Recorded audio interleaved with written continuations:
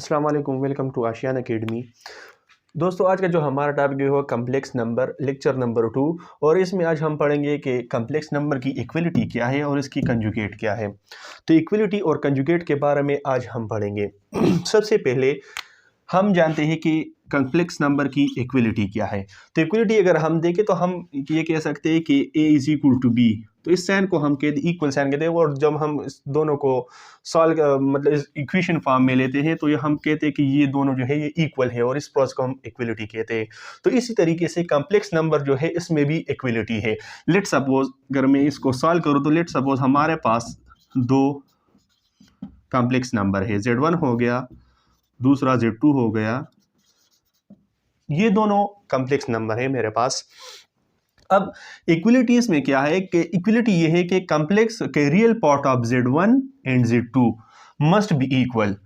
So real part of Z1 is equal to real part of Z2 and imaginary part of Z1 must be equal to imaginary part of Z2.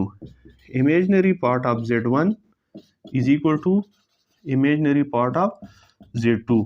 तो इसको हम कहते हैं कि ये हमारे पास equality है। अगर दो कम्प्लेक्स नंबर है और उसमें जो पहला पार्ट है रियल पार्ट, दोनों कम्प्लेक्स नंबर की जब रियल पार्ट एक दूसरे के बराबर हो और सेम टू सेम जब उसके इमेजिनरी पार्ट पे एक दूसरे के बराबर हो, तो इसको कहते हैं कि ये एक इक्वलिटी ऑफ कम्प्लेक्स नंबर है। इस पर एक एग्जांपल भी सॉल्व कर लेते हैं। Let suppose Z1 is equal to 2 + 3 iota and Z2 is equal to 4 + 9 iota. अब ये हम क्या करते हैं कि इसकी जो रियल पार्ट ऑफ Z1 है is equal to real part of Z2। तो रियल पार्ट ऑफ Z1 क्या है, 2 है, और रियल पार्ट ऑफ Z2 क्या है, वो है 4। तो 2 is equal to 4। Is it possible? No, it's not possible. So 2 does not equal to 4। So this say that कि रियल पार्ट ऑफ Z1 जो है वो not equal to real part of Z2 है। तो ये एक इक्वलिटी कम्प्लेक्स नंबर नहीं है। आप इससे भी दिखा सकते हैं। लेट सपोज इस तरह से आता है कि यहाँ पर 4 हो, यहाँ पर 4 आ जाता है, तो अगर फिर यहाँ पर देखें तो 4 इज इक्वल टू 4। तो ये एक फर्स्ट कंडीशन जो है वो सेटिस्फाई हो गई। इसके बाद क्या करते हैं कि इसके बाद देखते हैं कि imaginary part of Z1 is equal to imaginary part of Z2। तो यहाँ पर देखें Z1 की इमेजिनरी पार्ट क्या है, 3 आयोटा है। Z2 की इमेजिनरी पार्ट क्या है, वो है 9 आयोटा। तो 3 iota is equal to 9 iota? No. So it's mean that कि imaginary part of Z1 not equal to imaginary part of Z2। तो हम कहते हैं कि ये हमारे पास इक्वलिटी कम्प्लेक्स नंबर नहीं है। सो इक्वलिटी कम्प्लेक्स नंबर इसी चीज़ को कहते हैं। अब इसके बाद जो है दूसरा टर्म जो है वो है कंजुगेट ऑफ कम्प्लेक्स नंबर। तो बेसिकली अगर हम देखें कंजुगेट की मीनिंग को, तो कंजुगेट मीन जब हम imaginary part, let suppose a + b iota, ये एक कम्प्लेक्स नंबर है। तो कंजुगेट ऑफ कम्प्लेक्स नंबर क्या, इसकी क्या बराबर होगी, जब हम इसकी इमेजिनरी पार्ट जो है, इमेजिनरी पार्ट इसकी साइन चेंज करते हैं। साइन जब इसकी चेंज करते हैं तो कहते हैं कि ये इस कम्प्लेक्स नंबर की हमारे पास कंजुगेट बन जाती है। लेट सपोज यहाँ पर देखिए तो ये है a + b iota.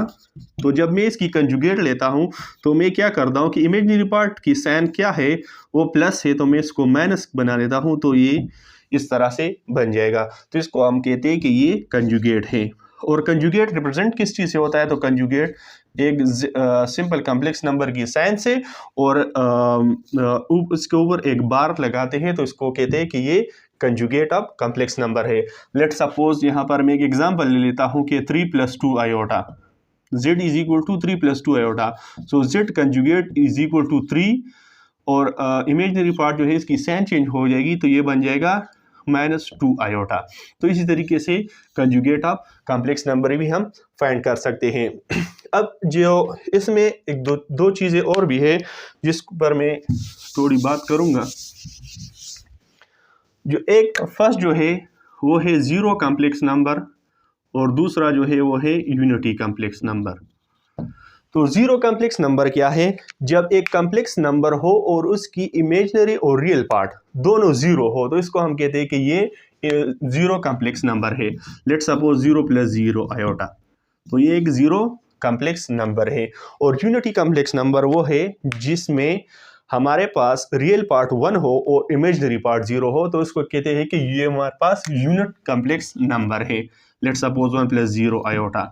So it's mean that 0 जो है और 1, तो 0 ये ज़ीरो कम्प्लेक्स नंबर है और ये यूनिट कम्प्लेक्स नंबर है। तो ये एक दो चीज़ें थी इसमें कम्प्लेक्स नंबर में। आई होप आपको ये समझ आई होगी। अगर आपको समझ आई है तो प्लीज़ दूसरों के साथ शेयर करें। अल्लाह हाफिज़।